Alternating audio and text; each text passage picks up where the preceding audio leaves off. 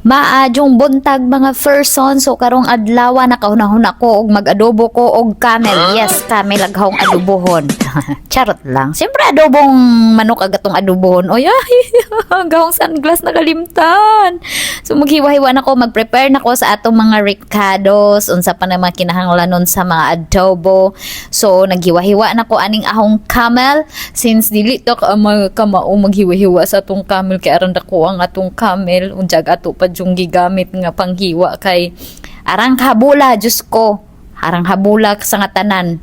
10 years pa ko niya nausa ko mahuman og hiwa-hiwa, di ba no? So naisipan na ho nga mag-adobo ko kay nagplano ko nga ho na pong lutuan si apa, maho na pong lutuan si Amor og kanang adobo nga camel kay katuhod siyang gilutuan og kanang nilagang baka nga with carrots, ingon siya ang ijang reaction sa ahong niluto. Okay lang. O, na-inspired ko sa ijang okay lang. O, magbuot mo. Basta na ay okay. Pwede na. So, lutuan ako dyan balik og adobong camel, no? So, before pa ako mag-adobo ni Diyas, siyempre, ako sa muna ho, sang patilawon naghaw mga friendship. Kung unsay lami. O, diba? O, guys, ini si Diyas. Uy, gikapoy na ko diri. O, sumulti ba? Ang kamaritis, naman ko kukuy maritis ani nga na guys nga nagluto pod, so maritis na lamang pug ko, o di ba? So humana nato ag atong hiwag atong camel, so mao ni gahong mga ricados murag na ikuwang. Pero nga nang mangita man tas kuwang, nganong di man ta makontento sa naa. Charo. Guys, ang akong gamit is olive oil. Olive oil lang jud siya, extra virgin olive oil, o di ba?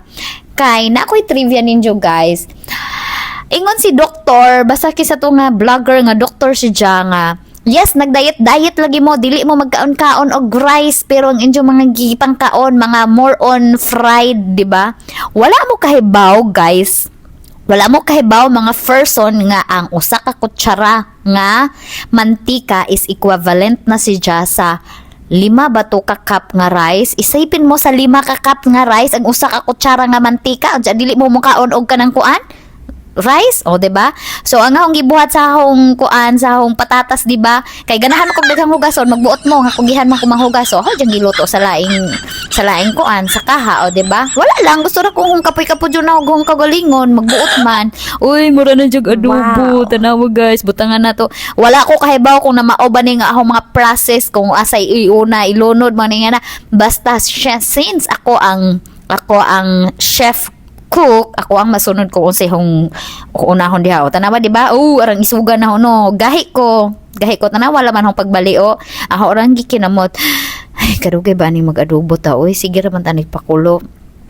Wala na actually bagahong adobo guys. Ganahan ko gahong adobo unta ka na bitang adobo bitaw ka nang pinahubas ka na bitang adobo bitaw ka nang magbiyahe ka pa doon sa Manila nga ka na bitang dry pero lahi man ni hong adobo oy. Dili man ni ingani tanawa. O, tanawa, mura, pag lami no. Pero hilaw na mong patatas, guys. Dili siya hilaw, pero okay ra.